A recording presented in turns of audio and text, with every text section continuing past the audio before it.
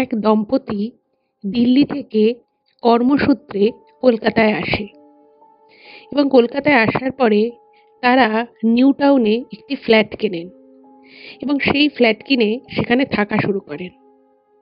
নতুন ফ্ল্যাট কিনেছেন, সেটাকে নিজেদের মতো করে সাজানো গোছানো।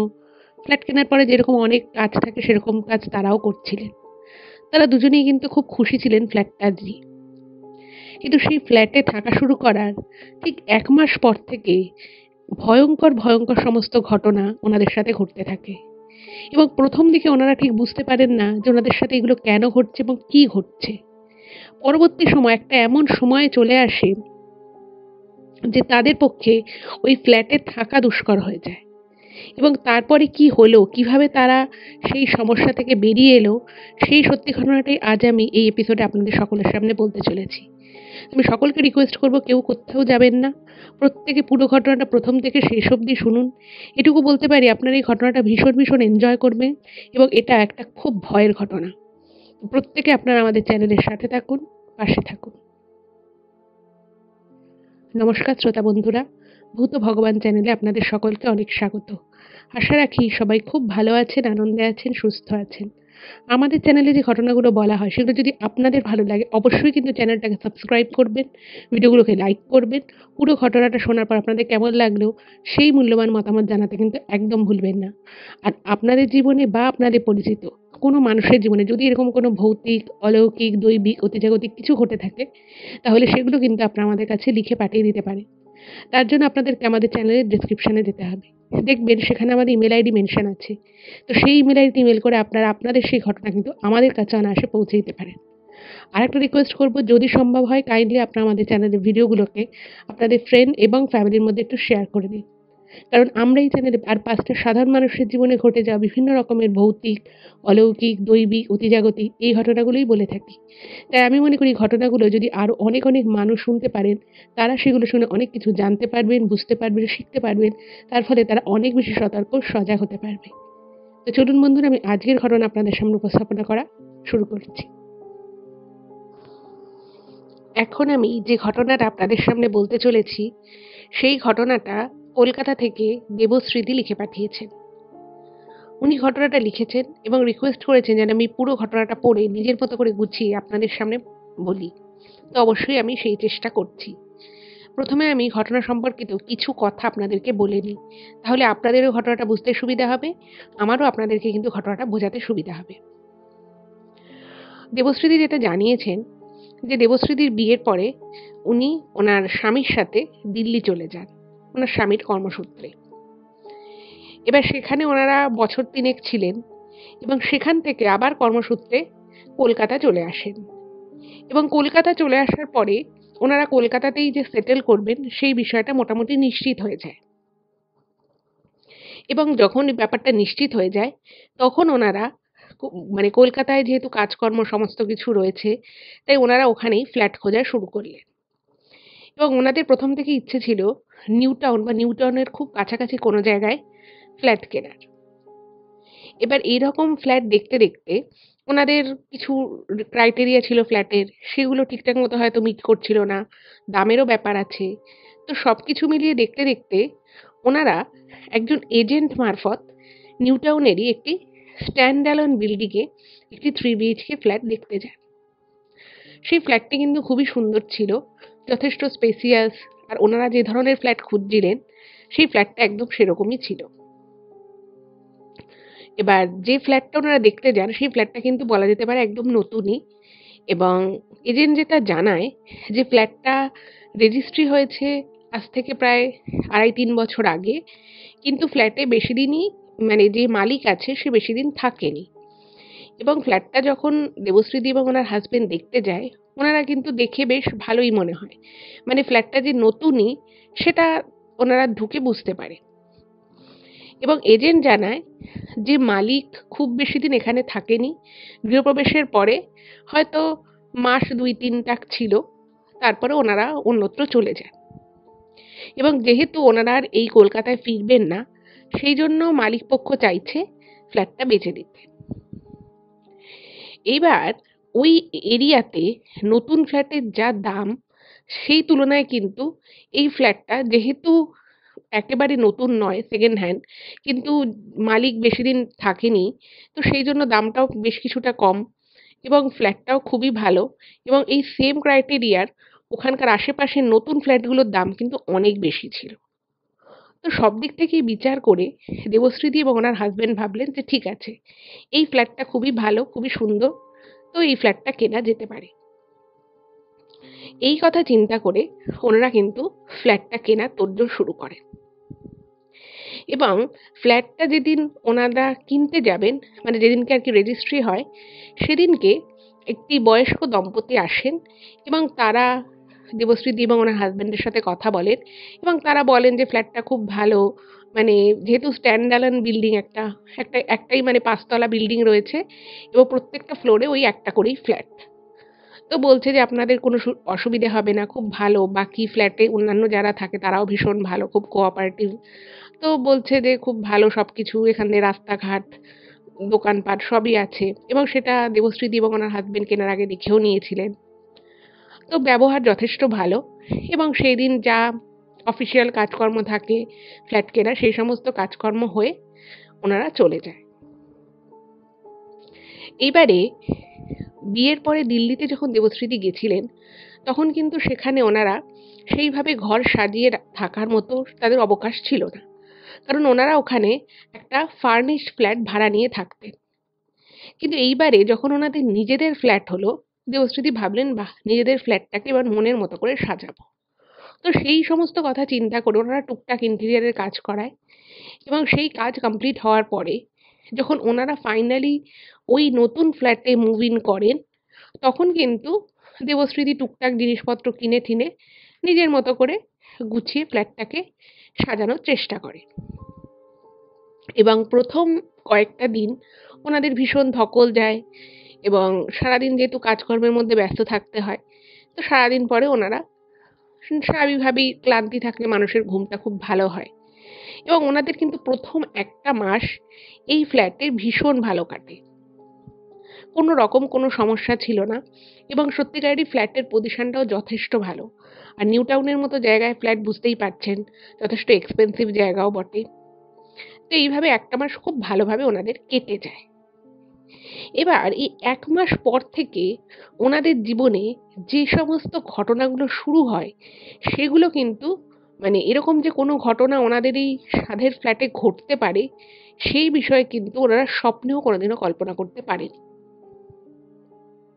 তো একবার কি হলো, এই দেবশ্রীদিদের এই নতুন ফ্ল্যাটে কিছু আত্মীয়-স্বজন আসার কথা ছিল।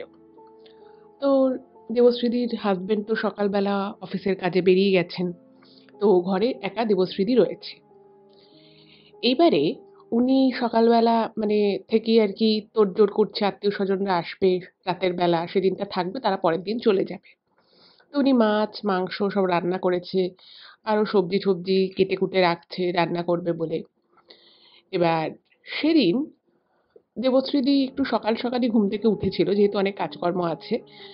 তো সকালবেলা যখন উনি ১ম ঘুম থেকে ওঠে, উনি ঘরের মধ্যে যখন আর কি ঢোকে, নিজেদের বেডরুম থেকে বেরিয়ে অন্য ঘরে যখন আর কি এসছে বা কিচেনেও এসছে, ওনার না একটা অদ্ভুত রকমের উনি একটা গন্ধ পান। বেশ মিষ্টি একটা গন্ধ। এবার ব্যাপার হচ্ছে যে উনার ঘরে ওই গন্ধটা উনি সকালবেলা যে পেয়েছিলেন, সেই গন্ধটার কিন্তু কোনো উৎস ওনাদের ঘরে ছিল না। মানে কোনো ফুল বলুন বা কোনো মিষ্টি বলুন, এরকম কিছু কিন্তু ঘরে রাখা ছিল না, যেখান থেকে গন্ধটা আসতে পারে। এবং বেশ মানে ৫-৭ মিনিটটা ঘুম থেকে ওঠার পর উনি ওই গন্ধটা পান। তো উনি বিষয়টাকে তখন অতটা আর গুরুত্ব দেননি। ভেবেছে হয়তো আশেপাশের অন্য কোনো ফ্ল্যাট থেকে কোনো গন্ধ-টন্ধ আছে, সেটা হতেই পারে। এবার তখন দুপুরবেলা উনি মাছ-মাংস রান্না করেছেন, আরো ২-১ টা জিনিস রান্না করবেন বলে উনি সাজিয়ে গুছিয়েছেন। এবার উনি ভাবলেন যে আমি একটুখানি খাওয়া-দাওয়াটা করে নিই, লাঞ্চটা করে নিই, বাকিটা আমি পরে করব। এবার উনি লাঞ্চ করেছেন। লাঞ্চ করার পরে উনি আরো একটা রান্না সেরে উনি ভাবলেন যে বেশ সবকিছুই গোছানো হয়ে গেল। এবার আমি একটু রেস্ট নিই। বিকেলবেলা ওনার হাসব্যান্ডও তাড়াতাড়ি চলে আসবে অফিস থেকে, তারপরে লোকজন আসবে। তো উনি ওনার বেডরুমে শুতে চলে গেছে। এবার বেডরুমে যখন উনি শুতে গেছেন, আচ্ছা, এখানে একটা জিনিস বলে রাখি, ওনাদের ফ্ল্যাটটা ছিল কিন্তু 4th-এ, মানে 5 তলা বাড়ি, তার 4 তলায় কিন্তু ওনাদের ফ্ল্যাটটা ছিল। এবার উনি শুয়ে রয়েছেন, শুয়ে মোটামুটি উনি জেগেই ছিলেন, একটু ফোন ঘাঁটছিলেন। এমন সময় উনি রান্নাঘরের দিক থেকে, বেডরুম থেকে একটা আওয়াজ পান, এবং যখন উনি প্রথম আওয়াজটা পান, উনি না বুঝতে পারেননি যে এটা ওনারই বাড়ির, মানে ওনার ফ্ল্যাটেরই কিচেন থেকে আওয়াজটা আসছে।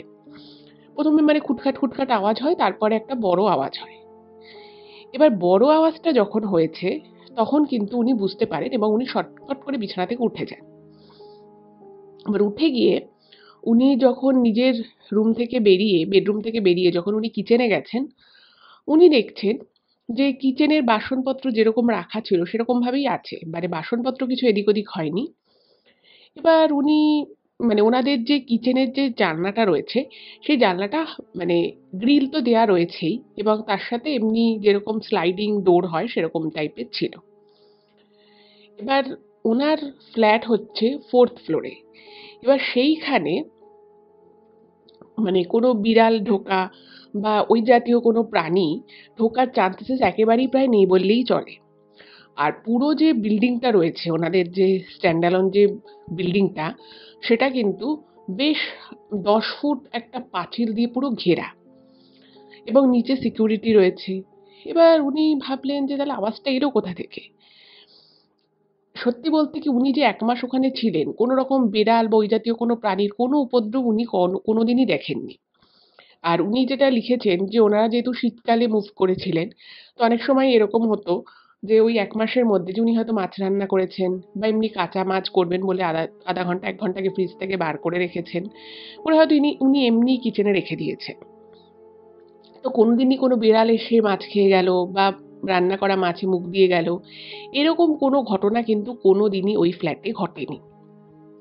এবং উনি যখন ওপর দেখলেন যে সমস্ত বাসনপত্র ঠিকঠাক আছে, সবকিছু ঠিক আছে, উনি আবার নিজের বেডরুমে চলে যান। এবার যাই হোক, বিকেল বেলায় যখন ওনার হাজবেন্ড বাড়ি এসেছে, তো উনি দরজা খুলে দিয়েছে। এবার দরজা খুলে দেওয়ার পরে যখন, মানে উনি ভাবলেন যে এবার গেস্টরা আসবে, তো উনি ভাবলেন যে রান্নাগুলো একবার দেখে রাখি সব ঠিকঠাক আছে কিনা।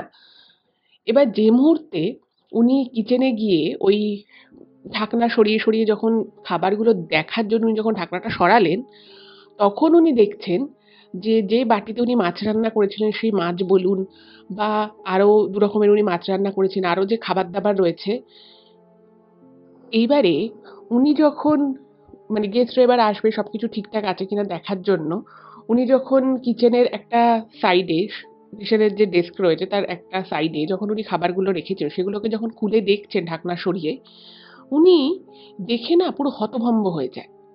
উনি দেখছেন যে উনি 2 রকমের মাছ রান্না করেছিলেন। তো সেই মাছগুলো বাটিতে সুন্দর করে উনি ঢেলে রেখে সুন্দর করে সাজিয়ে রেখেছিলেন। উনি দেখেন যে মাছের যে 2টো বাটি রয়েছে, বড় 2টো বাটি, সেই বাটির মধ্যে মানে কিছু কাঁটাকুটো পড়ে রয়েছে, এবং কাঁটাগুলো ভাঙা কাঁটা। মানে মানুষ যেভাবে কাঁটা চিবিয়ে খায় সেরকম অর্ধেক চিবানো টাইপের মাছের কাঁটা, এবং তার সাথে একটু মাছও লেগে রয়েছে, মাছের ফ্লেশ লেগে রয়েছে, এবং পুরো 2টো বাটির মাছই ওরকম একই অবস্থায় শুধু কাঁটাকুটো পড়ে রয়েছে।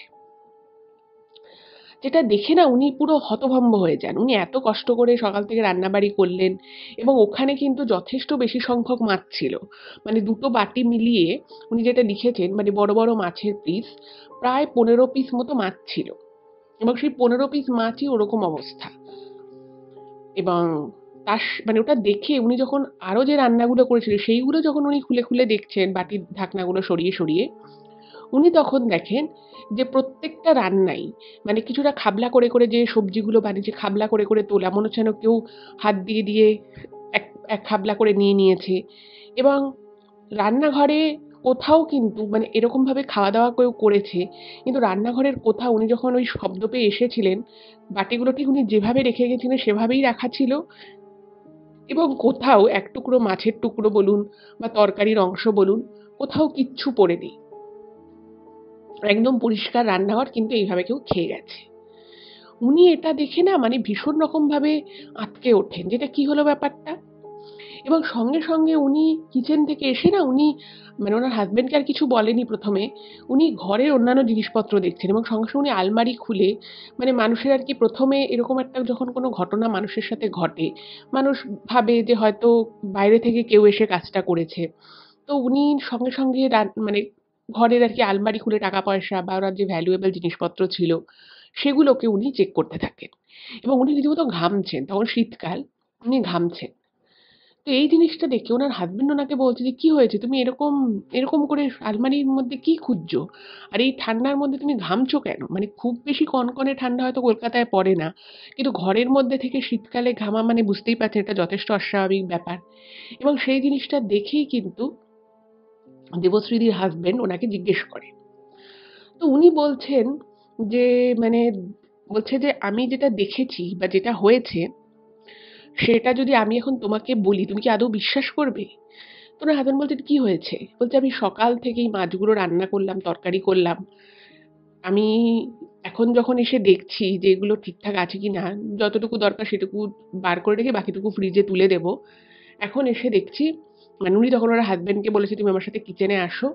এসে ওরা ওই বাটিগুলো খুলে দেখাচ্ছে। এবার এই জিনিসটা যখন ওনার হাসব্যান্ড দেখে, ওনার হাসব্যান্ডও ভীষণ রকমভাবে অবাক হয়ে যায়। উনি বলছেন যে, "এইরকম হলো কি করে?" আর দেখুন, যদি ধরেও নেওয়া যায় যে একটা বেড়াল এসেছিল, বেড়াল এসে মাছ খেতে পারে। কিন্তু ওরকম উনি আরো ২-৩ রকমের তরকারি রান্না করেছিলেন, চাটনি রান্না করেছিলেন। তো সেইগুলো ওরকম খাবলা, খাবলা করে খেয়ে গেছে এবং তার থেকেও বড় কথা হচ্ছে যে বেড়াল যদি আসে, যদি ধরেও নেওয়া যায় যে মানে ওই অত উঁচু ফ্লোরে ওরভাবে বিড়াল উঠলো। তো বেড়াল নিশ্চয়ই এতটা পরিষ্কার করে খাওয়া-দাওয়া করতে পারবে না। কিছু নিশ্চয়ই নিচে পড়ে থাকবে। আবার এটাও মানে ওনারা ভাবছেন যে এই কাজ বেড়াল কি করে করতে পারে? বেড়ালের পক্ষে তো করা সম্ভব নয়। আবার কোনো মানুষ এরকম এত উঁচু 4th ফ্লোরে মানে রিস্ক নিয়ে সে রান্নাঘর দিয়ে উঠবে শুধুমাত্র মাছ, ডাল, সবজি এগুলো খাওয়ার জন্য, এটাও তো বিশ্বাসযোগ্য নয়। তো বুঝতেই পারছেন বিষয়টা কতটা মানে ওনাদের কাছে শকিং ছিল।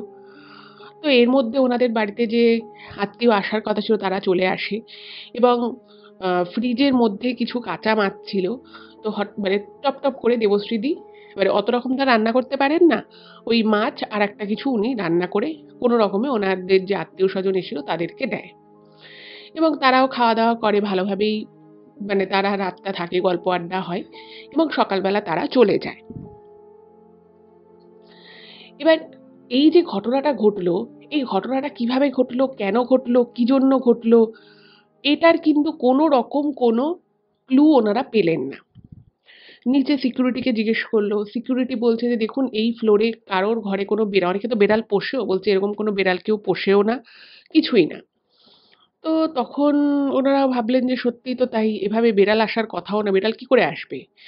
এবং সিকিউরিটিকে আরো জিজ্ঞেস করা হলো যে, মানে এই সোসাইটির ভিতরে কোনো রকম কোনো চুরি ডাকাতি কখনো হয়েছে কিনা? উনি বললেন, "না, আমাদের এই জায়গাটা ভীষণ সেফ জায়গা।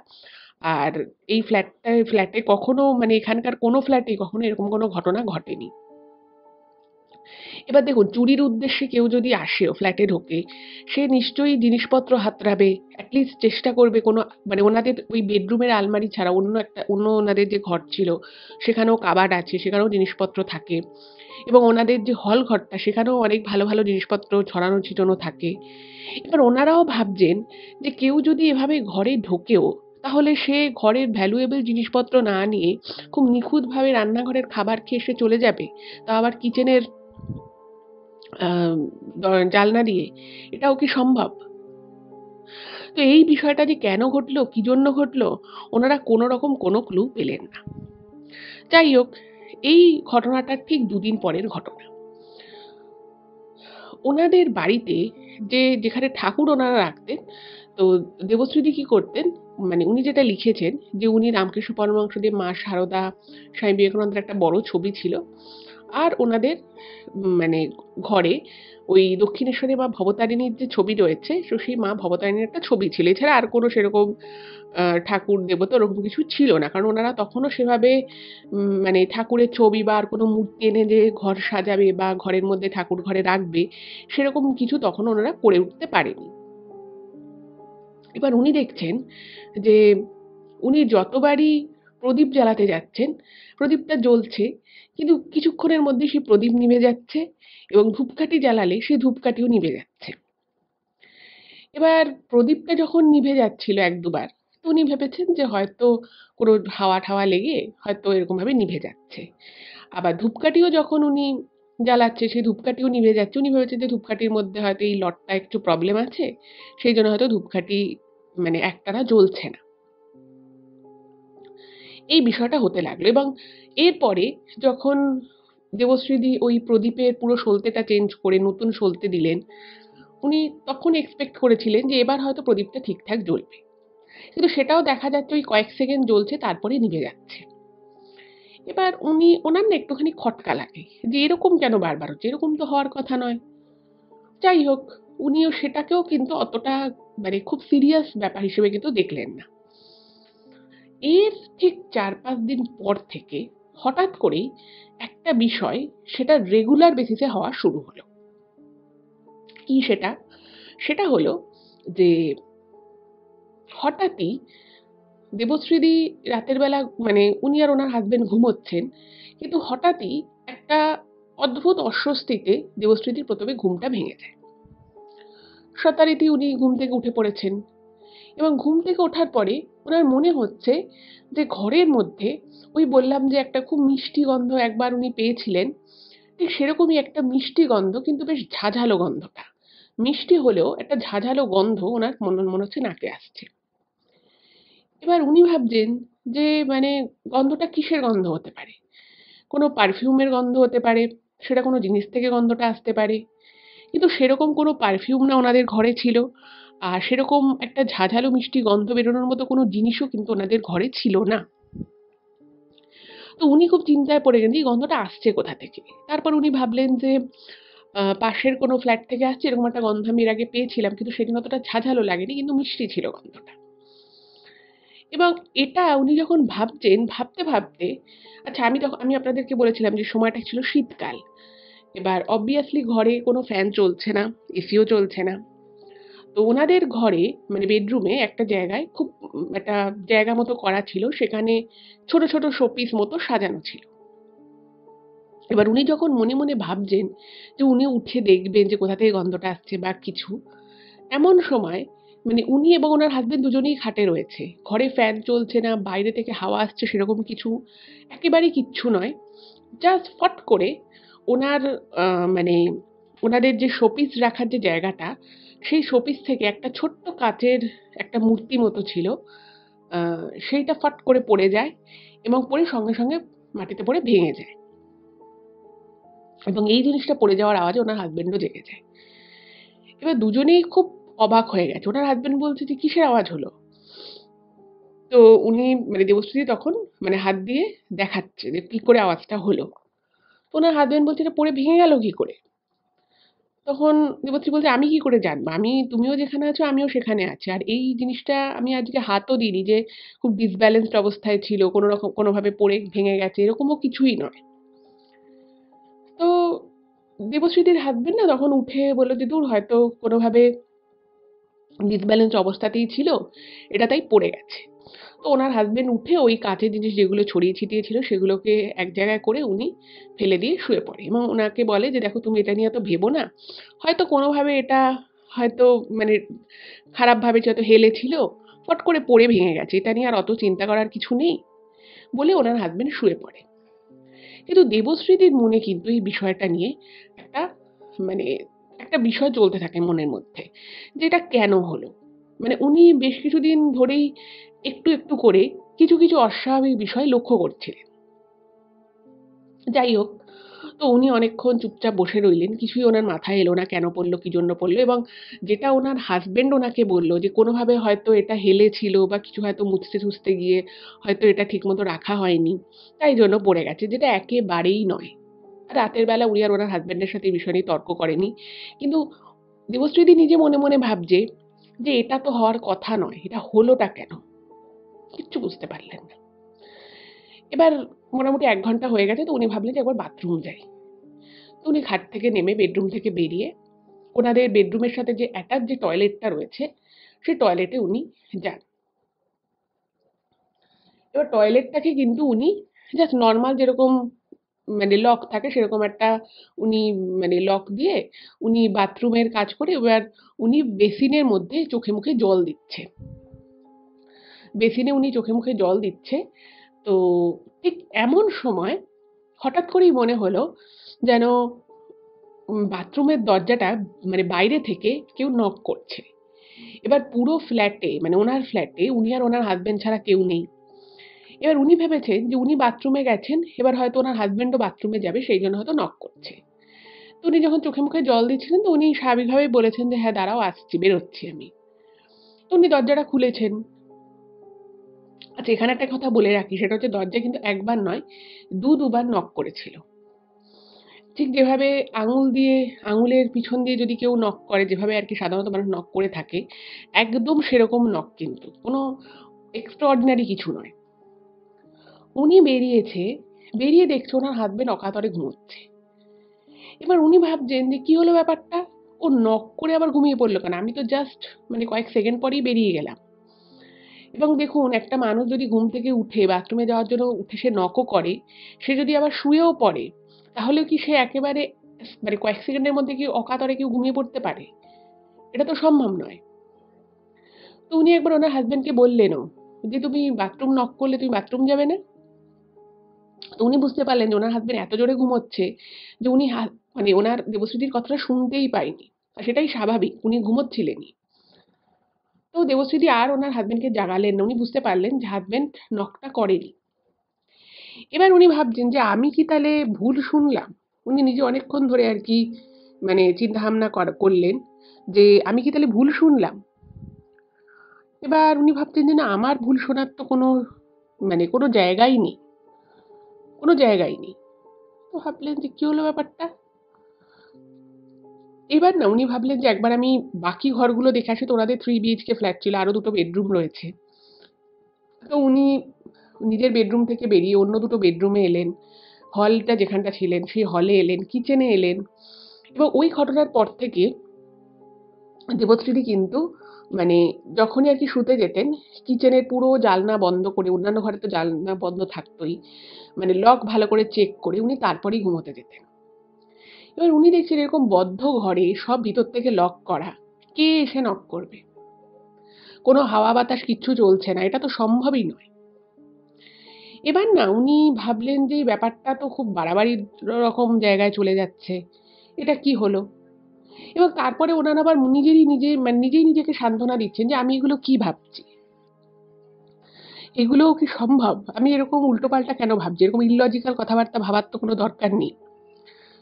তো তারপরে আবার উনি ভাবছেন যে আমি যেটা চোখে দেখছি, যেটা আমি নিজে থেকে ফেস করছি, সেটাকে আমি কি করে ইগনোর করব? তো সবকিছু মিলিয়ে উনি পুরো ঘেঁটে গেলেন। এবারে পরের দিন সকালে দেবশ্রীদি কিন্তু ওনার হাজবেন্ডকে কথাটা বলে যে এরকম আমি বাথরুমে গেছিলাম, তুমি নক করলে আমি পরিষ্কার শুনতে পেলাম, এবং একবার নয় দুবার। আমি তোমাকে বললামও যে আমি দাঁড়াও বেরোচ্ছি, কিন্তু আমি এসে দেখি তুমি ঘুমোচ্ছ, তুমি কি সত্যি উঠেছিলে? ওনার হাজবেন্ড বলছেন না আমি তো উঠিনি, আর যদি আমি উঠতাম আর যদি আমি নকও করতাম তাহলে নিশ্চয়ই আমি বাথরুম ইউজ করার জন্যই নকটা করতাম। তুমি যখন দেখেইছো আমি ঘুমোচ্ছি তাহলে আমি কখন উঠলাম? এবার দেবশ্রী সবই বুঝতে পারছে, কিন্তু উনি না ওনার হাজবেন্ডকে পুরো ব্যাপারটা বোঝাতে পারছেন না। তো তখন দেবশ্রী বলল যে দেখো একটা কিছু তো ব্যাপার হচ্ছে, সেদিনকে ওই যে মানে রান্না বাড়ি যে আমি যে করলাম, রান্নাগুলো সব নষ্ট হয়ে গেল, মাছটা কেউ খেয়ে গেল, এটা কেন হলো কি জন্য হলো তার কিন্তু কোনো কারণ আমরা খুঁজে পেলাম না। আবার এই যে বাথরুমে মনে হলো কেউ নক করছে, আমার একটা মিষ্টি ঝাঁঝালো গন্ধ নাকের মধ্যে লাগলো, এই জিনিসগুলো কেন হচ্ছে? তো ওনার হাজবেন্ড তখন বলল যে দেখো, হয়তো তুমি আমি বুঝতে পারছি না, কিন্তু কিছু ঘটনা হয়তো হয়েছে, সেদিন হয়তো সত্যি কোনো বিড়াল এসে খেয়ে গেছে, বা হয়তো একটা দুটো বিড়াল এসেছিল যেগুলো মাটিতে পড়েছিল সেগুলো ওরা চেটে খেয়ে গেছে। আর তুমি যে নক করার শব্দ পেয়েছো বলছো, হয়তো ওপরের ফ্ল্যাট থেকে বা নিচের ফ্ল্যাট থেকে কোনো আওয়াজ এসছে, সেটাকে হয়তো তুমি ভেবেছো যে বাথরুমের দরজায় নক হচ্ছে। তো ওনার হাজবেন্ড ওনাকে বলে যে দেখো তুমি এইসব বিষয়গুলোকে নিয়ে না এত ভেবো না, এগুলো অ্যাকচুয়ালি হয়তো এক্সিস্টই করছে না, তুমি হয়তো শুধুই চিন্তা ভাবনা করছো। এবার যখন মানে ওনাকে যখন এই কথাগুলো ওনার হাজবেন্ড বললেন এবং বোঝালেন, উনি হয়তো কিছুটা বুঝলেন, কিন্তু ওনার মনে হলো যে না, এইটা যেটা ওনার হাজবেন্ড বলছে সেটা হয়তো ওনার মানে কিছুটা হয়তো উনি বুঝলেন যে হ্যাঁ, কিছুটা হয়তো আমার মনের ভুল হতে পারে। কিন্তু সম্পূর্ণটাই যে ওনার মনের ভুল বা সম্পূর্ণটাই যে ওনার চিন্তাভাবনার মধ্যে কোথাও কোনো লুপহোল আছে, সেটা কিন্তু উনি বিশ্বাস করেও মেনেও কিন্তু মানতে পারলেন না। যাই হোক, উনি আর ওনার হাজবেন্ডের সাথে এই বিষয় নিয়ে কোনো কথা বলেননি। উনি বললেন, "হ্যাঁ, হতে পারে, তুমি যেটা বলছো সেটাই ঠিক।" তো এবারে কি হলো, আ উম দেবশ্রীদির হাসব্যান্ড তো বেরিয়ে গেল। সেই দিনই দুপুরবেলার কথা। উনি বাথরুমে গেছেন এবং সময়টা ছিল ৩টে থেকে ৩:৩০ মধ্যে। উনি বাথরুমে গেছেন এবং যেহেতু উনি ফ্ল্যাটে একাই ছিলেন, উনি বাথরুমের দরজাটা জাস্ট ভেজিয়েছেন, মানে উনি লকও করেননি। একা রয়েছে ফ্ল্যাটে, উনি লক করেননি এবং যখন বাথরুমের কাজ হয়ে গেছে, উনি যখন মানে উনি যেহেতু দরজাটা ভেজিয়েছিলেন, উনি বাথরুমের কাজ করেছেন। এবার খেয়াল করেননি যে দরজাটা কখন লেগে গেছে। এবার দেখুন, দরজা যদি লেগেও যায় কোনোভাবে, দরজাটা মানে ওনাদের ফ্ল্যাটের দরজাটা এরকম ছিল যে জোরে ধাক্কা মারলে দরজাটা অটোমেটিক এমনি জাস্ট নরমাল লক হয়ে যাবে এবং যে ভিতরে রয়েছে সে ওই গোল মতো যে হ্যান্ডেল আছে সেটাকে ঘোরালে দরজাটা অটোমেটিক্যালি খুলে যাবে। আর ওনাদের বাথরুমের লকটা ওরকম লকই নয় যেটা একদম মানে মানে তালা চাবি সিস্টেম দিয়ে, এরকম লক নয় আরকি। এবার উনি যখন বাথরুম থেকে বেরোনোর জন্য দেখছে যে দরজাটা বন্ধ হয়ে গেছে। তো ওই গোল লকটাকে উনি বারবার ঘোরাচ্ছে খোলার জন্য। কিন্তু আশ্চর্য বিষয় হচ্ছে যে দরজাটা মনে হচ্ছে যেন মানে একদম ফুল লক হয়ে গেছে। যেখানে ওই দরজাটায় মানে ফুল লক হওয়ার কোনো চান্সই নেই। মানে এমনি জাস্ট ওরকম একটা লক হবে এবং যে ভিতরে থাকবে সে ইজিলি মানে এই গোল হ্যান্ডেলটাকে ঘুরিয়ে দরজাটা খুলতে পারবে। এবং লকটা এমন হয়েছে ওনার মনে হচ্ছে যেন কেউ বাইরে থেকে তালা চাবি দিয়ে দিয়েছে, আদারওয়াইজ বাইরে থেকে কেউ একজন চেপে ওটাকে ধরে রয়েছে হ্যান্ডেলটাকে, সে খুলতে দিচ্ছে না। এবার ১-২ বার উনি খুব ক্যাজুয়ালি মানে ওই হ্যান্ডেলটাকে ঘুরিয়েছে। এবার ২-৩ বার ঘোরানোর পরে উনি যখন দেখছে যে কোনোভাবে দরজাটা খুলছে না, ওনার না খুব ভয় লেগে যায়। এবার উনি তখন গায়ে জোরে ওই লকটাকে মানে ওই হ্যান্ডেলটাকে ঘোরাচ্ছে, ওটাকে খোলার চেষ্টা করছে। কিন্তু যেটা হচ্ছে যে সেটা হলো যে উনি কোনোভাবেই বাথরুমের দরজা খুলতে পারছে না। এবার উনি তো দাম দাম করে আর কি আওয়াজ করছে, দরজাটায় ধাক্কা মারছে, ওনার না খুব ভয় লেগে গেছে। এবং উনি যখন এরকম ভাবে প্রাণপণ চেষ্টা করছে, এবার ওনার কাছে ফোনও নেই যে উনি কারোকে ফোন করে কারোর থেকে হেল্প চাইবে। এবারে না ওনার খুব মানে প্যালপিটেশন হয়ে গেছে যে কি হলো ব্যাপারটা, এভাবে লক হয়ে গেল কি করে। আর ওই দরজা, বাথরুমের দরজা লক হওয়ার কথাই নয়। লকের সিস্টেমই নেই ওরকম যে তালা চাবি দেওয়া যাবে, বাইরে থেকে কেউ লক করতে পারবে, সেই সিস্টেমই নেই। এবার উনি ভাবছে যে কি হলো ব্যাপারটা, এটা কি করে সম্ভব। এবং এরকম করে যখন উনি প্রাণপণ গায়ের জোরে চেষ্টা করছে দরজাটাকে খোলার, উনি স্পষ্ট শুনতে পান কেউ একজন দরজার বাইরে থেকে মিঠি হাসছে এবং সেই মিঠি হাসার একটু আধটু আওয়াজ উনি পাচ্ছেন। এবং উনি যেটা ইমেলে বারবার মেনশন করেছেন যে এই যে একটা হালকা হাসির আওয়াজ, এই আওয়াজটা কিন্তু উনি স্পষ্ট বুঝতে পারেন যে ওনার দরজার ঠিক বাইরে কেউ দাঁড়িয়ে হাসছে। সেটা কিন্তু পাশের কোনো ফ্ল্যাট থেকে বা ওপর থেকে বা নিচ থেকে আসার কথা নয়। সেটা উনি সেই বিষয়ে উনি একদম নিশ্চিত। কারণ ওই সময় উনি দরজাটা বারবার খোলার চেষ্টা করছিলেন, দরজায় আওয়াজ হচ্ছিল। সেই জায়গা থেকে এই আওয়াজটা উনি যে পেয়েছেন সেই বিষয়ে ওনার কিন্তু কোনো ভ্রান্ত ধারণা এখানে হয়নি। উনি একদম স্পষ্ট এই আওয়াজ শুনেছেন। এবং আরো অদ্ভুত বিষয় হচ্ছে, এইবারে হঠাৎই একটা সময় দেবশ্রীদির মনে হলো যে ওই হালকা হাসির আওয়াজটা যেন বন্ধ হয়ে গেল। এবং ওই হাসির আওয়াজটা বন্ধের সাথে সাথে দেবশ্রীদি বুঝতে পারলো যে আশপাশটা কিরকম যেন একটা শান্ত হয়ে গেল। আর ওই বাথরুমের মধ্যে না উনি মানে ওনার শরীরটা পুরো ঠান্ডা হয়ে গেল মনে হলো যেন। এবং তারপরে জাস্ট নিজে থেকেই দেবশ্রীদি পরিষ্কার ইমেলে লিখেছে যে জাস্ট নিজে থেকেই দরজাটা ধাক করে আওয়াজ হয়ে, হালকা করে আওয়াজ হয়ে খুলে গেল। মনে হলো যেন বাইরে থেকে কেউ দরজাটাকে টেনে গায়ের জোরে চেপে ধরেছিল এবং হঠাৎ করেই মনে হলো যেন কেউ সেই বাঁধনটাকে যেন ছেড়ে দিল। এবার দেবশ্রীদি তো মানে যে মুহূর্তে দরজাটা খুলেছে উনি টপ করে বাইরে বেরিয়ে এসছে এবং বাইরে বেরিয়ে এসে উনি ঘরের মধ্যে মানে বাথরুম থেকে বেরিয়ে যে প্যাসেজ মতো জায়গাটা রয়েছে সেইখানটায় উনি যেন কিরকম একটা ধোঁয়ার মতো কিছু একটা হলঘর দিয়ে বেরিয়ে যেতে উনি দেখলেন। এটা উনি নিজের চোখে কিন্তু দেখেছিলেন। একটা ধোঁয়ার মতো কিছু। উনি কিন্তু কোনো ছায়ামূর্তি দেখেননি, উনি কোনো মানুষকে দেখেননি, কিছুই না। শুধু একটা ধোঁয়ার মতো কিছু একটা মনে হলো যেন বেরিয়ে চলে গেল। এইটা দেখে ওনার কিন্তু প্রচণ্ড ভয় লেগে যায় এবং উনি মানে কিছুক্ষণের জন্য পুরো থম মেরে যান যে ওনার সাথে ঘটনাটা ঘটলো কি? এবং যাই হোক দেখবেন সাধারণ মানুষ সবসময় রেশনাল থিঙ্কিং করতেই ভালোবাসে এবং আবার কিন্তু দেবশ্রীদি পুরো ঘরটাকে, পুরো ঘরের ভিতরে সমস্ত জায়গাগুলো ভালো করে উনি দেখেন এবং দেখার পরে উনি মানে খোঁজার চেষ্টা করলেন যে কেউ ঘরের মধ্যে ছিল কি ছিল না। উনি কিন্তু যথারীতি কাউকে দেখতে পাননি এবং দেখতে পাওয়ার কথাও নয়। কারণ ফ্ল্যাটের দরজা ভিতর থেকে বন্ধ। এবার তখন মোটামুটি মানে যখন উনি নিজে একটু ধাতস্থ হন, উনি টাইমটা খেয়াল করেন, উনি দেখেন যে ঘড়িতে 4:30 বেজেছে। বিকেলবেলা 4:30 বেজেছে এবং উনি ভাবলেন যে এরকম মানে আমি একটা এরকম ফিলিংস আমার হলো, এরকম একটা বাজে এক্সপেরিয়েন্স ওটা কি করে সম্ভব?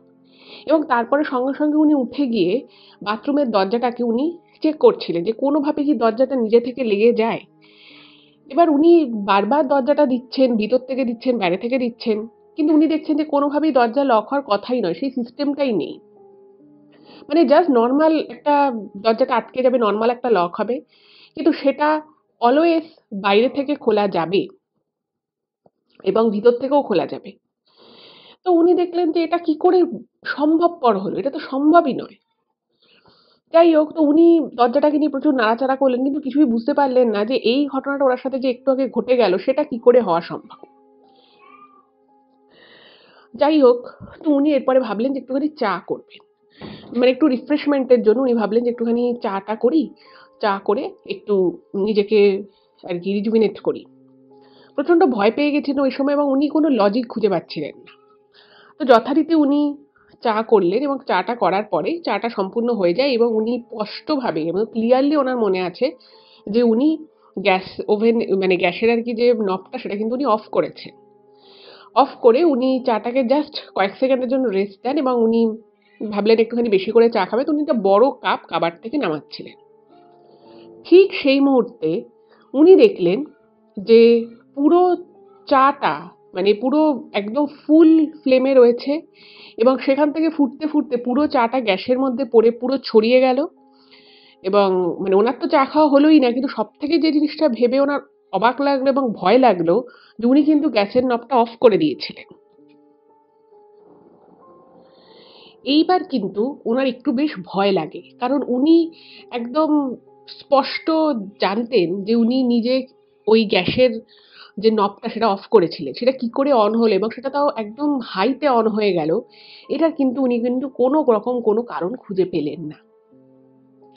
এবার উনি ভাবলেন যে না আজকে উনি ওনার হাসব্যান্ডের সাথে এই নিয়ে সিরিয়াসলি কথা বলবেন এবং এই বিষয়টা যে সত্যিই যে একটা কিছু ঘটছে অস্বাভাবিক সেটা উনি ওনার হাসব্যান্ডকে বলবেন। এবার যাই হোক তো উনি ওনার হাসব্যান্ডকে ব্যাপারটা বলতে গেলেন। কিন্তু ওনার হাসব্যান্ড সেভাবে বিষয়টা মানে শুনলেন কিন্তু উনি বললেন যে, "দেখো নিশ্চয়ই তুমি কোনোভাবে টেন্সড ছিলে। তোমার হয়তো মনে হয়েছে যে তুমি গ্যাসটা অফ করলে। কিন্তু অ্যাকচুয়ালি হয়তো তুমি অফ করোনি। হয়তো অফ করতে গিয়ে তুমি ওটাকে হাই করে দিয়েছো। তুমি হয়তো বুঝতে পারোনি, ভুল করে হয়ে গেছে।" তো ওনার সাথে ওনার হাসব্যান্ডের এই নিয়ে বেশ একটুখানি বাকবিতণ্ডা হলো। উনি ওনার হাসব্যান্ডকে বিষয়টা বোঝাতে চাইছিলেন কিন্তু কোনো না কোনোভাবে ওনার হাসব্যান্ড কিন্তু ব্যাপারটা বুঝতে চাইছিলেন না। তো উনি ভাবলেন যে দূর যে মানুষটা বুঝতে চাইছে না তাকে আর আমি কি বোঝাবো? তো উনি আর কিছু বললেন না। যাই হোক, এর ঠিক পরের দিন অনেক ভোরবেলা ওনার আবার ঘুমটা ভেঙে যায়। এবং ঘুমটা যখন ওনার ভোরবেলা ভেঙে গেছে, এবার এতদিন যে হয়তো উনি একটা কোনো গন্ধ পেয়েছেন বা কিছু একটা আওয়াজ পেয়েছেন, উনি উঠে গেছে। প্রত্যেকবারই কিন্তু দেবশ্রীদি মানে এই আওয়াজগুলো পেত বা একটা গন্ধ পেত, উনি উঠে পড়তেন। এবার সেদিন উনি যখন ঘুম ভেঙে উঠলেন, উনি উঠে দেখেন যে ওনার হাসব্যান্ড কিরকম একটা থম মেরে মানে দেয়ালের দিকে একদৃষ্টে তাকিয়ে কিরকম করে একটা বসে আছে। এবার উনি না অবাক হয়ে গেছে যে ওনার হাসব্যান্ড এই সময় প্রথম কথা ঘুম থেকে ওঠে না।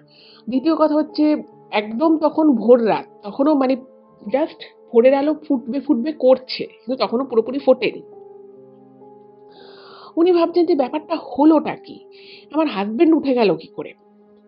তো উনি তখন ওনার হাজবেন্ডকে বলছে, কি ব্যাপার, তুমি ঘুম থেকে উঠে এভাবে খাটের উপরে থম মেরে বসে আছো কেন? তো তখন না ওনার হাজবেন্ড বলছে যে, আচ্ছা তুমি একটা কাজ করো তো, একটু সব কটা ঘরে লাইটগুলো একটু জ্বালিয়ে দাও তো। তখন বলছে, কেন, হঠাৎ করে লাইট জ্বালাবো কেন? তো তখন ওনার হাজবেন্ড বলছে, আচ্ছা ঠিক আছে তুমি বসো, আমি জ্বালাচ্ছি। তো বলে ওনার হাজবেন্ড না উঠে বেডরুমের লাইট তো জ্বালিয়েইছে, হল ঘরের বলুন না, প্রত্যেকটা বেডরুম, কিচেন, বাথরুম সব কটা লাইট জ্বালিয়েছে। এবং লাইট জ্বালিয়ে মনে হলো যেন, মানে দেবশ্রীদি তো বুঝতে পারছে যে কিছু একটা নিশ্চয়ই ওনার হাজবেন্ড এবার লক্ষ্য করেছে। উনি না চুপচাপ আছে, উনি কিছু বলছে না, মানে উনি ওনার হাজবেন্ডের থেকে শুনতে চাইছিল।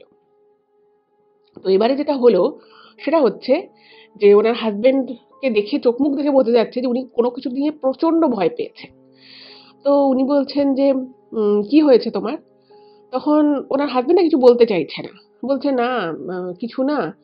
আসলে তুমি আমাকে এতদিন ধরে অনেক কথাই বলেছো, আমি সেভাবে বিশ্বাস করিনি। আমি তোমাকে প্রত্যেকবার বলেছি যে তোমার মনের ভুল, বা তুমি হয়তো স্ট্রেস নিয়ে ফেলেছো, কোনো কিছু নিয়ে বেশি চিন্তা ভাবনা করছো, সেই জন্য তোমার এরকম হচ্ছে। আমি তো তোমাকে এতদিন বলে এসেছি।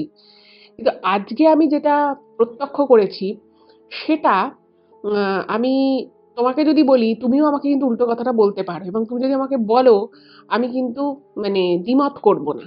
হয়তো এটা আমার মনেরই ভুল, কিন্তু এরকম ভয়ঙ্কর জিনিস আমি কিন্তু এর আগে কোনোদিন আমার ছোট থেকে বড় অবধি, আমার আজ পর্যন্ত কোনোদিন আমি এইরকম ভয়ঙ্কর কিছু এক্সপেরিয়েন্স করিনি। তখন দেবশ্রীদি বলছে যে, দেখো আমি তো তোমাকে আগেই বলেছিলাম যে এখানে মানে লাস্ট ১-১.৫ মাস থেকে, মানে ১ম মাসটা আমরা খুব ভালো কাটিয়েছি, কিন্তু তারপরের ১-১.৫ মাস লাস্ট আমরা কিন্তু এখানে অনেক রকম, আমি অনেক কিছু দেখেছি যেটা স্বাভাবিক নয়।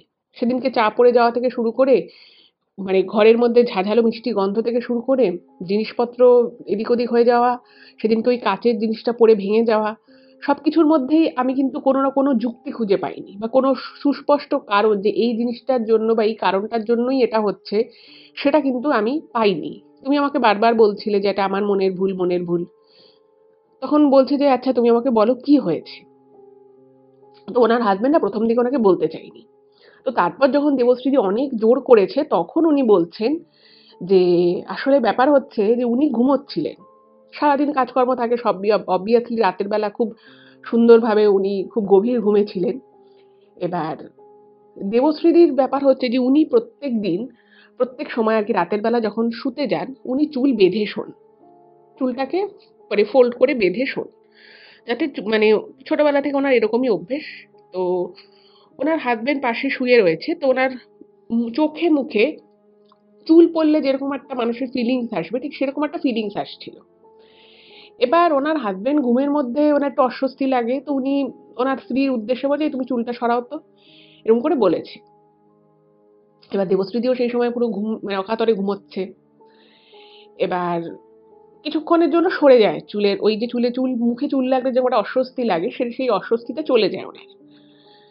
এবার আবার কিছুক্ষণ পরে সেম জিনিসটা ওনার মনে হয় যে ওরকম খোঁচা, খোঁচা চুলের মতো কিছু একটা ওনার নাকে, কপালে, গালে এরকম লাগছে।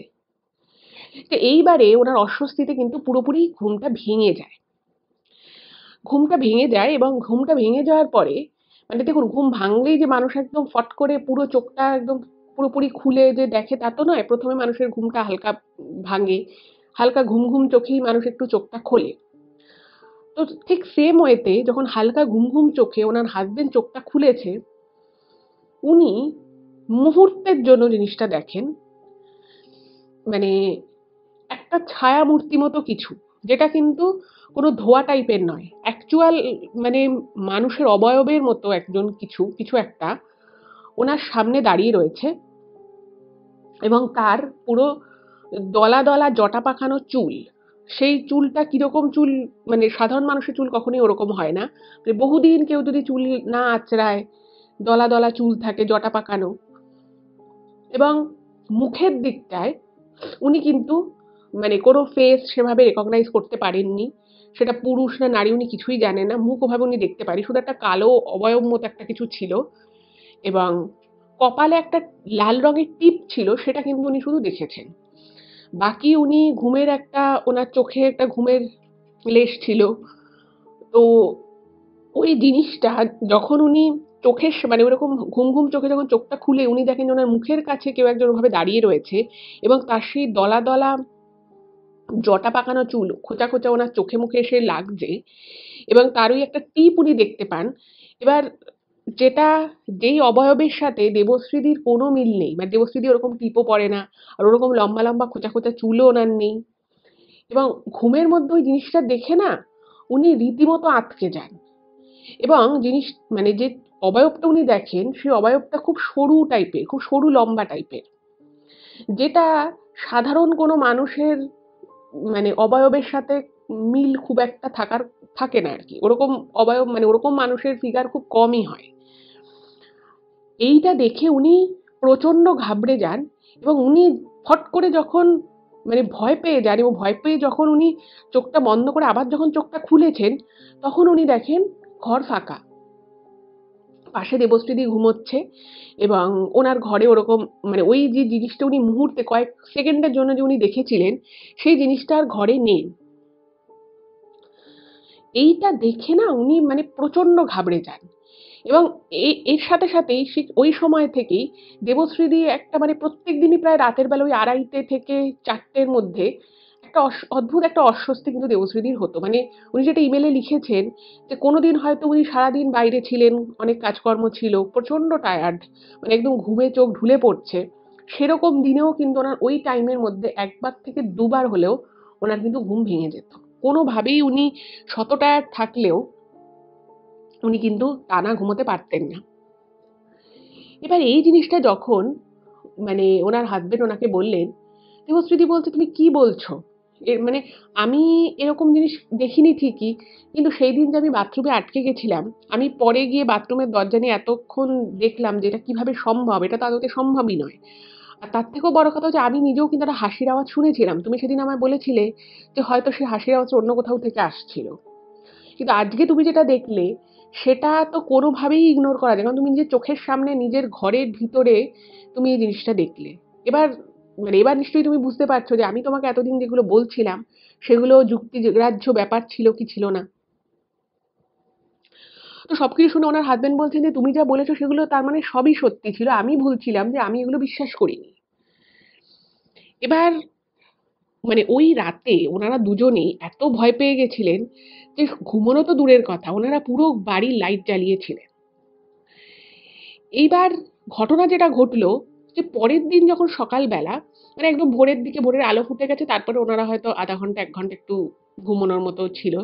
তো তারপরে যখন সকালবেলা ওনারা উঠেছেন, উঠে একটা অদ্ভুত জিনিস দেখেন, সেটা হচ্ছে যে ওই যে ঘর, ওই ঘরে যে সবথেকে যে ছোট যে বেডরুমটা ছিল, যেই বেডরুমে ওনাদের কিছু জিনিসপত্র ছাড়া আর কিছুই ছিল না, কারণ ওই বেডরুমে কোনো খাটও ছিল না, কিছুই ছিল না, এবং ওই বেডরুমে কিন্তু মানে কারোর খুব একটা কাজও ছিল না। মানে এই দেবশ্রীদি বা ওনার হাজবেন্ড যে খুব বেশি ওই রুমেটায় যেতেন সেটাও নয়, কারণ ওনার হাজবেন্ড ওয়াইফ দুজনে থাকতেন, এত বেশি রুম তো দরকার পড়ে না, ফলে ওই রুমটা খুব বেশি ওনাদের ব্যবহারও হতো না।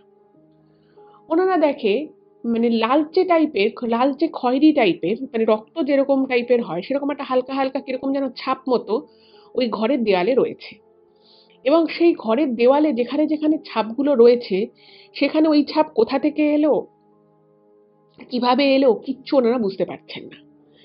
এবার ওনাদের ঘরে একজন কাজের মাসি আসে, যিনি সকালবেলা এসে ওই ঘরটা মুছে দেয়, বাসন ধুয়ে দেয়। এবার সেই কাজের ভাবছে যে কাজের মাসি কি কোনোভাবে এই দেয়ালটা নোংরা করলো, তার হচ্ছে কাজের মাসি কেন করবে আর কিভাবেই বা করবে। যাই হোক, তো ওনারা তো মানে প্রচন্ড ভয় পেয়ে যায়। এবং আরো অদ্ভুত বিষয় হচ্ছে যে ওই ঘরে দিনে একবার হলেও হয়তো কোনো একটা কিছু জিনিস নিতে হোক বা কিছু করতে হয় হয়তো দেবশ্রীদি ঢোকে। ওনার চোখে কিন্তু তখন এরকম কোনো ছাপ লক্ষ্য উনি করেননি। এবার ওনাদের কাজের মাসি ঢোকে হচ্ছে ওই 9:30 থেকে 10টার মধ্যে, আর ওনারা এই জিনিসটা দেখেছেন ধরুন ওই 7টা নাগাদ, সকাল 7টা 7টা 15 এরকম টাইমে ওনারা দেখেছেন। তো খুব বাজে লাগছে, নতুন মানে নিজেরা মানে ফ্ল্যাটটা মোটামুটি নতুনই ছিল, তারপরে ওনারা ওনাদের ইচ্ছে মতো কালার করিয়েছিলেন। এবার দেয়ালে এরকম ছোপ ছোপ কিরকম একটা লালচে খয়েরি টাইপের দাগ হয়ে গেল এবং বিক্ষিপ্তভাবে দাগটা হয়েছে, মানে এক জায়গাতেই যে একই দেয়ালে হয়েছে সেরকম নয়, এবং এই দাগটা কোথা থেকে হলো, কেন হলো, কিছুই বুঝতে পারলেন না। এবারে সেদিন ওনার হাজবেন্ড বললেন যে না, আজকে আর অফিস যাব না, মানে ওনার ভালো লাগবে, উনি বাড়িতেই ওয়ার্ক ফ্রম হোম করলেন। তো এবার ওনার মাসি এসছে, কাজের মাসি এসছে, ও কলিং বেল বেজেছে এবং দেবশ্রীদি তো ভাবলো যে না, আমি তো মাসিকে একবার জিজ্ঞেস করব যে দাগটা এলো কি করে, হয়তো আমি কালকে দেখিনি, হয়তো কোনোভাবে দাগটা লেগে গেছে। যদিও উনি মনে মনে জানতেন যে কাজের মাসি এই কাজটা করবে না, শুধু শুধু কেন করতে চায়, মানে মুছতে গিয়ে একটু হয়তো নিচের দিকে কোনো নোংরা জল হোক বা ময়লা হোক সেটা লাগতে পারে, কিন্তু দেয়ালের মানে একটা ঘরের 3টে দেওয়ালেই বিক্ষিপ্তভাবে এরকম দাগ সেটা লাগানো সম্ভব নয়। তাও ভাবলেন যে ঠিক আছে, একবার মাসিকে জিজ্ঞেস করি। যথারীতি উনি মাসিকে বলেছে যে, ঢুকতেই বলেছে যে আচ্ছা তুমি কি কালকে দেয়ালে কোনোভাবে কি তোমার কোনো নোংরা ময়লা কি কিছু লেগে গেছে ওই ঘরটায়, ছোট ঘরটায় আমি দেখলাম। তো বলছে না তো দিদি, আমি তো এরকম কিছু করিনি। তো উনি কাজের মাসিকে বলছে দেখো আমি তোমাকে দেখাচ্ছি কিরকম হয়েছে, একটুখানি তোমাকে ক্লিনার দিছি, তুমি একটু দেখো তো মুছে ওঠে কিনা।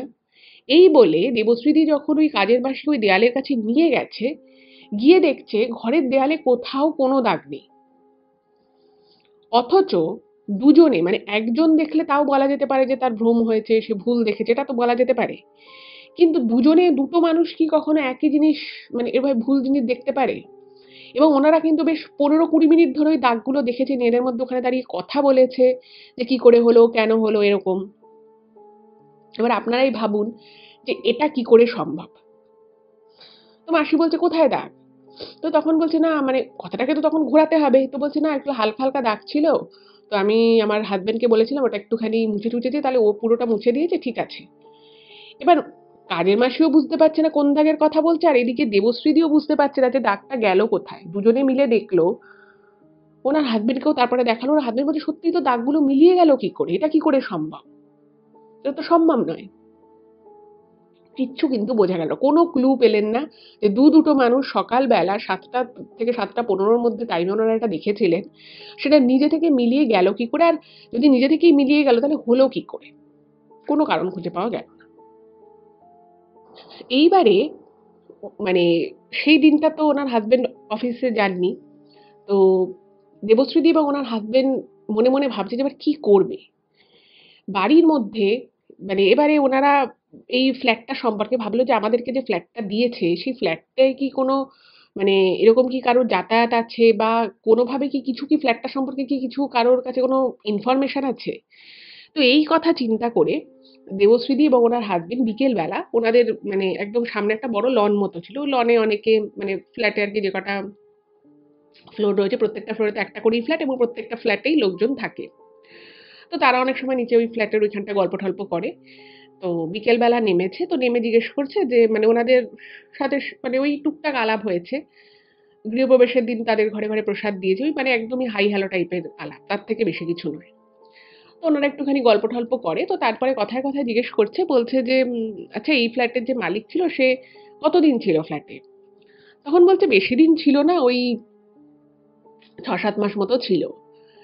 এবারে ওনাদেরকে যে এজেন্ট এই ফ্ল্যাটটা দিয়েছিল সে বলেছিল যে মাসখানেক ছিল, মানে 1-1.5 মাস ছিল, এরকমই বলেছিল। এবার ওইখানকার যারা রেসিডেন্ট রয়েছে, অন্যান্য যারা ফ্ল্যাটে থাকে, তো তারা বলছে না 7-8 মাস, এরকম 6 থেকে 7-8 মাস মতো ছিল, তারপরে ওরা চলে গেছিল। তো বলছে যে কারা থাকতো, তখন বলছে যে ওই তো ওই একটা বয়স্ক দম্পতি ছিল, তো তাদের এক ছেলে আর তার ছেলের বউ, এই 4 জনই থাকতো।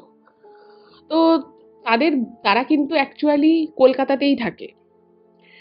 এবার তখন উনি বলছেন যে তাহলে ওরা চলে গেল কেন হঠাৎ করে? তখন বলছি সেটা তো বলতে পারবো না কেন চলে গেল, কারণ ওই ফ্যামিলিটা কারোর সাথে খুব একটা কথাবার্তা বলতো না। এবং ওদের মানে মানে ওনার ছেলের আর কি বিয়ে দেওয়ার পরে ওই ফ্ল্যাটটা আর কি ওনারা নিয়েছিল। এবার তখন ওইখানকারই আরেকজন রেসিডেন্ট ছিল, মানে ওই ফ্ল্যাটেরই আর অন্য একটা ফ্ল্যাটে আর কি থাকে, ওই বিল্ডিং এরই। তো সে বলছে যে আমার সাথে একবার দুবার ওই বউটার কথা হয়েছিল। তো বউটা একবার বলেছিল যে ওদের যখন বিয়ে হয়েছিল, তো বউটার বাড়ি থেকে নাকি এই ফ্ল্যাটটা দিয়েছিল। তো তখন বলছে আর বলো না, ওদের তো আসলে যে আর কি মানে ফ্যামিলির মধ্যে যে ওদের একটা যে বন্ডিং ব্যাপারটা সেটা কিন্তু খুব একটা ভালো ছিল না। এবার দেখুন, কারোর ফ্যামিলিতে বন্ডিং ভালো খারাপ সেগুলো তো তাদের ব্যক্তিগত ব্যাপার।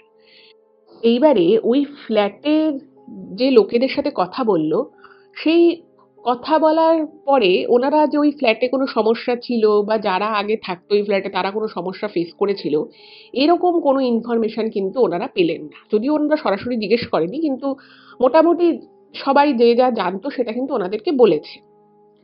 এবার কার মানে ফ্যামিলির মধ্যে সেরকম বন্ডিং আছে কি নেই সেটা সেটা তো এখানে আলোচ্য বিষয় নয়। এবার ওনারা ভাবছে যে তাহলে তো সবকিছু ঠিকই আছে, তাহলে আমাদের সাথে এই প্রবলেমটা হচ্ছে কেন? তো ওনারা মানে অনেকের মানে ওনাদের একদম নিকট আত্মীয়র দু একজনের সাথে শেয়ার করলো ব্যাপারটা। তো তারা অনেকে বললো আসলে দেখো ফ্ল্যাটটা তো অনেকদিন ফাঁকা পড়েছিল, তো সেই জন্য হয়তো তোমাদের এরকম মনে হতে পারে, তোমরা বরং একটু ঘরে বেশি করে ধূপ ধুনো দাও, দেখবে এই সব মানে এতটাও তাও বলেনি, মানে কি কি সমস্যা হচ্ছে সেগুলো বলেনি, শুধু এরকম দু একটা হালকা হালকা কথা বলেছে যে এরকম মাঝে মধ্যে লাগে, কিরকম একটা গন্ধ পাই, এরকম বলেছে। তো তাতে মানে গুরুজন যারা ছিল তারা বলেছে একটু ধূপ ধুনো দেবে, দেখবে সব ঠিক হয়ে যাবে। এবার বিষয়টা যে কতটা বাড়াবাড়ি লেভেলের হয়েছে সেটা কিন্তু দেবশ্রীদি এবং ওনার হাজবেন্ড ছাড়া কেউ জানে না। এবার যেটা হলো, হঠাৎই এই ঘটনার এক দুদিন পরে মানে ওনার ঘরে ধূপধুনো দিচ্ছে, ধূপধুনো দেওয়ার পরে একটু মনে হলো যেন মানে সবকিছু মানে ওইরকম প্রত্যেকদিন ঘুম ভেঙে যাওয়া সেটা হচ্ছে ঠিকই, কিন্তু ওই দরজা আটকে যাওয়া, গ্যাস নিজে থেকে অন হয়ে যাওয়া, জিনিসপত্র পড়ে যাওয়া, রান্নাঘর থেকে হুড়মুড়িয়ে জিনিসপত্র পড়ে যাওয়ার আওয়াজ পাওয়া, এগুলো মনে হলো যেন একটু কমেছে। এবার ওনারা তো ভাবলেন যে ঠিক আছে তাহলে এটা আমাদের করা উচিত ছিল, যদিও কিন্তু ওনাদের ঘরে গৃহপ্রবেশ ভালোভাবেই হয়েছিল।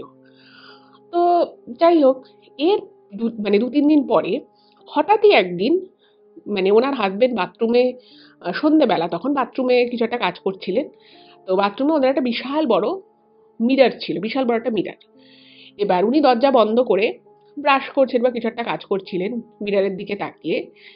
তো ওনার হাজবেন্ড দেখেন জাস্ট কয়েক মুহূর্তের জন্য মানে কয়েক সেকেন্ডের জন্য মানে ওই যে একটা ছায়ামূর্তি মতো কিছু, যার ওরকম জটা জটা দলা দলা চুল রয়েছে এবং যেটা টিপ পড়ে রয়েছে, এরকম কিছু একটা ছায়ামূর্তি উনি মুহূর্তের জন্য মনে হলো যেন ওই আয়নায় দেখলেন। এবং এটা যখন উনি আয়নায় দেখেন, উনি সঙ্গে সঙ্গে দরজাটা খুলতে যাবেন এবং উনি দরজাটা খুলতে পারছেন না, মনে হচ্ছে যেন দরজাটা সেম যেরকম দেবশ্রীদির হয়েছিল সেরকম মনে হচ্ছে লক হয়ে গেছে।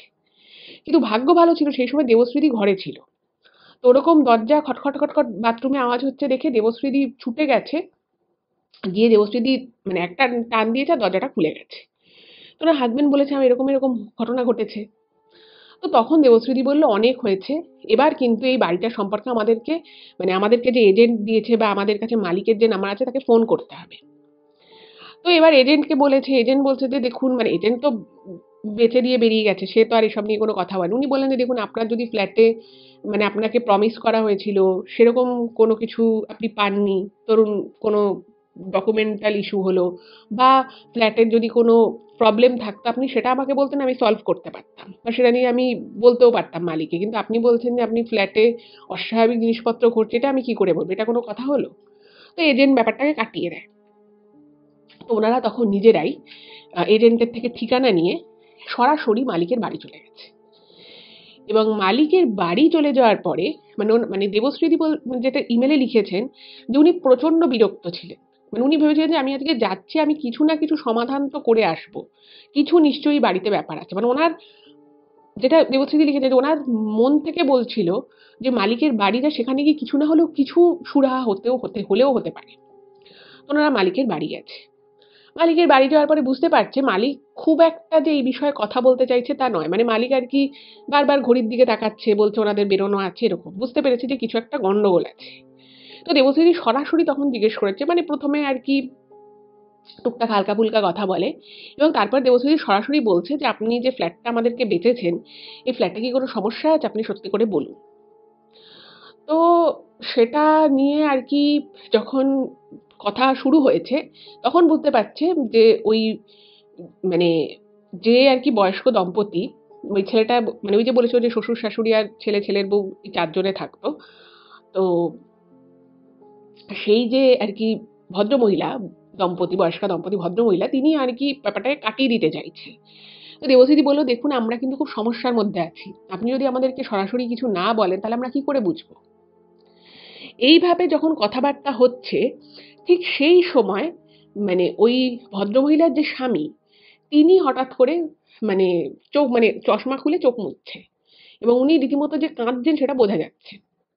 তখন দেবশ্রী বলছে, আপনি বলুন, আপনার স্ত্রী তো কিছু বলছে না, আপনি বলুন। তখন বলছে যে, বিশ্বাস করো ওই ফ্ল্যাটে যে কোনো সমস্যা আছে সেটা কিন্তু আমরা জানি না। তবে একটা জিনিস ব্যাপার, সেটা হচ্ছে যে ওনার বৌমা আর কি, মানে ওনার যে আর কি ছেলের বউ, তার মানে ছেলের যখন বিয়ে হয়েছিল তখন সেই ছেলের বউয়ের বাড়ি থেকে ওই ফ্ল্যাটটা গিফট করেছিল। এটা সত্যি কথা, এটা উনিও বলেন। তখন বলছে আসলে খুব সুন্দর করে এত ভালো একটা ফ্ল্যাট গিফট করেছিল, কিন্তু আসলে তারপরে ওই বাড়ি ছেড়ে আসার পরে কিছু সমস্যার জন্য আমরা ওখানে ছেড়ে আসি, কারণ আমাদের এই বাড়িটাও তো ছিল। তো তার কিছুদিন পরে ওই বউটি নাকি বাপের বাড়ি চলে যায় নিজের ইচ্ছেতেই, এবং তারপরে সেখানে গিয়ে নাকি সে অসুস্থ হয়ে পড়ে এবং তারপরে নাকি সে মারা যায়। এবার তারপরে নাকি ওনারা ছেলের আবার বিয়ে দিয়েছে, সব নানান কথাবার্তা বলল। তখন মানে ওই লোকটা বলছে যে আসলে ওই ফ্ল্যাটটা তোর বাবা কিনে দিয়েছিল, তাই হয়তো ফ্ল্যাটটার প্রতি কোনো মায়া মমতা, হয়তো একটা কোনো টান থেকে গেছে, কিন্তু এরকম কোনো সমস্যা কিন্তু ছিল না।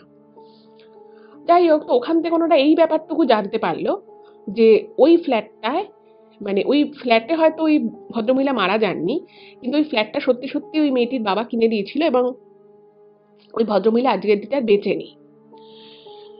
তো যাই হোক, তো সে বলছে যে সেই ঘটনা বহু বছর আগে ঘটে গেছে, বেশ অনেক বছরই কেটে গেছে মাঝখানে। তো ওনারা যখন ওই মালিকের বাড়ি থেকে বেরিয়ে আসছে, তো সেই সময় মানে যে মালিক ছিল তার তার বাড়িটা হচ্ছে জাস্ট একটা মানে বাড়ি, নিজস্ব বাড়ি, এবং সেই বাড়ির পাশেই হচ্ছে ওনাদেরই কোনো একজন আত্মীয়ের বাড়ি। এবার এরা যখন বেরোচ্ছে, মানে ওনারা নিজেদের মধ্যে কথাবার্তা বলছে, তো তখন পাশের বাড়ির একজন ভদ্রমহিলা সে বলছে যে, আচ্ছা ওনাদের ফ্ল্যাটটা কি আপনারা কিনেছেন? বলছে, হ্যাঁ আমরা কিনেছি। তখন বলছে যে, আমি এভাবে তো কথা শোনা উচিত না, কিন্তু আপনারা ফ্ল্যাট নিয়ে কথা বলছিলেন, তো আমার কানে যেটুকু এলো, আপনারা জিজ্ঞেস করছিলেন। তখন বলছে, হ্যাঁ আপনি যদি কিছু জানেন তো বলুন। তখন বলছে যে উনি যেটা বলেছে সেটা ঠিকই, যে ওই মেয়েটি ওইখানে মারা যায়নি, ও এখানে আসে এবং তার কিছুদিন পর মেয়েটি বাপের বাড়ি চলে যায়।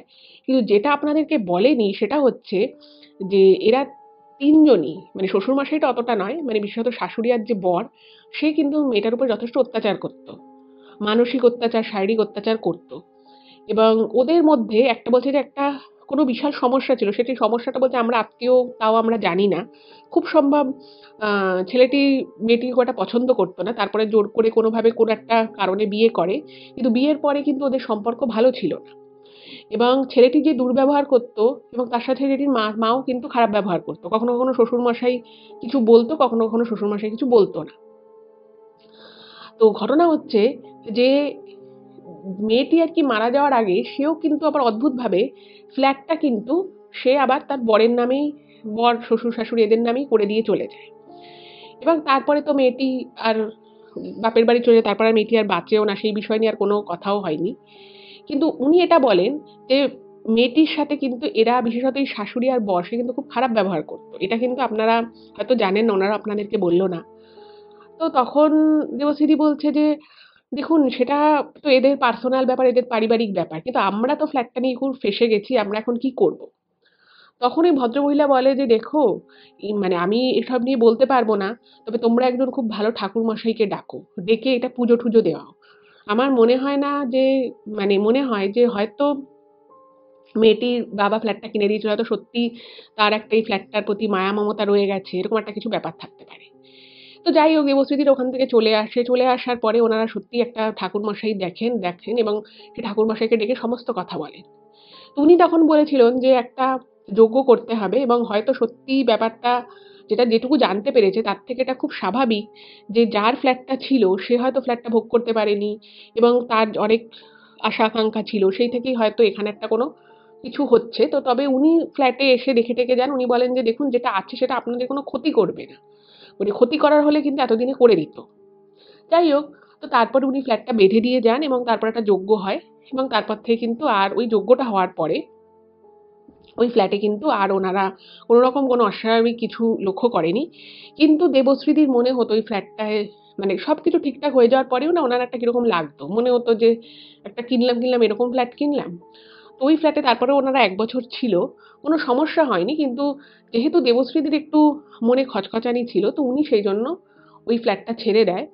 ফ্ল্যাটটা ছেড়ে দেওয়ার পরে ওনারা কিছুদিন ফ্ল্যাটটা ভাড়া দেয় এবং তারপরে যারা ভাড়া থাকতো তাদের ফ্ল্যাটটা এত পছন্দ হয় তারাই কিনে নেওয়ার প্রস্তাব দেয় এবং ওনারা সেই ফ্ল্যাটটা তাকে বেচেও দেয় এবং তারপরে ওনারা অন্য একটা জায়গায় কলকাতাতেই নিউ টাউনে অন্য একটা জায়গায় ফ্ল্যাট কিনে ওনারা থাকেন। তো এটাই ছিল ঘটনা। কেমন লাগলো অবশ্যই জানাবেন। যদি ভালো লাগে প্লিজ চ্যানেলটাকে সাবস্ক্রাইব করবেন আর ভিডিওগুলো একটু সকলের সাথে শেয়ার করে দিন। সকলে ভালো থাকবেন। দেখা হবে আবার পরবর্তী এপিসোডে। নমস্কার।